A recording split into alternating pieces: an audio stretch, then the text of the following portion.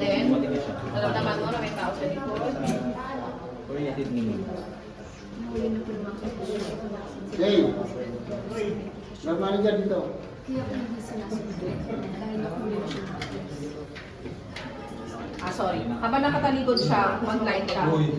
Nahanap na ko ng mga kaibigan ko. Pag nalay niya na gano'n, saka ka mag-turn. nahanap ko po mga kaibigan ko kung nasa sa mga bete. Hindi siya yung nag-vlog sa akin. Kaya ako hindi sinasagot niya tayo. Dahil nag-vlog siya.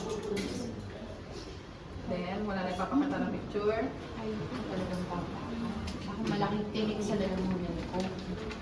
Pagsuko palabas mo. Ay, hindi. Ay, pwede rin ang Malaking tinig.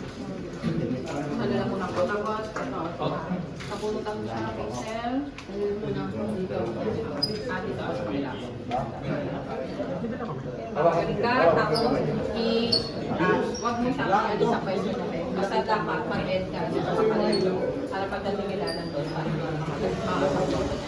Parang ibaba mo lang yung gano'n. Tapos, okay lang sa'yo na masakal kita. Okay. Hindi lang ka sa table. Or, pag sige, sorry ka. Isayin ka na lang. Sige mo lang. Sige na lang. Tapos, sakalin mo na lang. Kamusta po itong camera? Patalikod din. Wala. Pag ganito, okay lang? Kasi mas, siyempre kung sasakal ka, pag ano eh, hindi ka naman sasakal ng patayo niya. Papupuin talaga siya. Or mas gusto niyo nakatayo. Sige, pwede. Sorry ka. Sige, sakalin mo na lang ng nakatayo ko.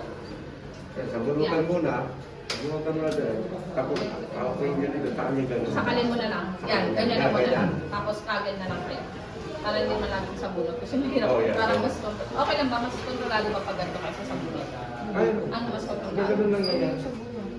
Kasi yung sa bunot. Kasi kailangan mo siya ganun sa pin down. Okay, okay. Para hindi mo na siya kailangan i-pin down. Kaya isa kanila lang. Para hindi mo na siya kailangan paupuin sa kanila lang.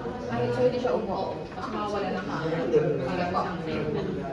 Yan, ganyan-ganyan. Struggle tapos sigaw pa lang para hindi ka rin masyado makarinig ng mga tao. Kasi pag ganyan ako, makakasigaw ka naman, di ba? Tapos,